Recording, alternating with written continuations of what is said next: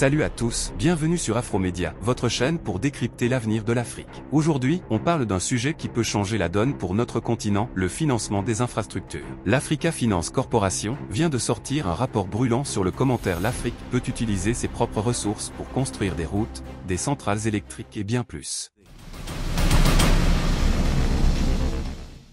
En Afrique, les infrastructures routes, chemins de fer, électricité, télécom sont le carburant de la croissance économique. Mais on a un problème, un déficit énorme. La Banque africaine de développement estime qu'il faut plus de 400 milliards de dollars pour combler ce déficit d'ici 2030. Avec les financements étrangers qui se tarissent à cause des crises mondiales, l'Afrique doit compter sur elle-même. Et bonne nouvelle, selon le rapport État des infrastructures de l'Afrique de l'AFC, l'Afrique a plus de 4 000 milliards de dollars de ressources nationales mobilisables. Ces fonds dorment dans les fonds de pension, les compagnies d'assurance, les banques commerciales et les réserves des banques centrales. Voici les chiffres qui donnent le vertige. 1100 milliards de dollars dans les fonds de pension et d'assurance, 2500 milliards dans les actifs des banques commerciales et 470 milliards dans les réserves des banques centrales. Mais des règles strictes empêchent ces institutions d'investir dans des projets à long terme comme les infrastructures. L'économie informelle, qui représente une grosse partie de l'activité en Afrique, est mal intégrée. Et puis, il y a cette perception de risque qui freine les investisseurs. Résultat, tout cet argent reste bloqué alors qu'il pourrait transformer nos villes et nos vies. L'AFC ne se contente pas de pointer les problèmes, elle propose des solutions concrètes. Premièrement, les gouvernements doivent assouplir les lois pour permettre aux fonds de pension et aux banques d'investir dans les infrastructures. Deuxièmement, intégrer l'économie informelle pour percevoir plus d'impôts. Troisièmement, encourager l'épargne, bien plus faible en Afrique qu'en Asie. Quatrièmement, créer des fonds d'infrastructures communs et des outils pour réduire les risques. Enfin, travailler sur des projets régionaux comme des réseaux électriques ou des chemins de fer transfrontaliers pour plus d'impact. En 2024, l'Afrique n'a ajouté que 6,5 gigawatts d'électricité contre 18 gigawatts pour l'Inde. L'AFC veut plus de réseaux interconnectés et d'investissements privés. Ensuite, les chemins de fer, 7000 km de lignes sont en projet avec une carte interactive créée par l'AFC pour suivre ses avancées. Enfin, l'industrialisation, l'Afrique importe pour 300 milliards de dollars de produits comme l'acier ou les engrais. Produire localement pourrait créer des emplois et réduire cette dépendance. Imaginez une Afrique qui fabrique ses propres produits et devient un leader industriel.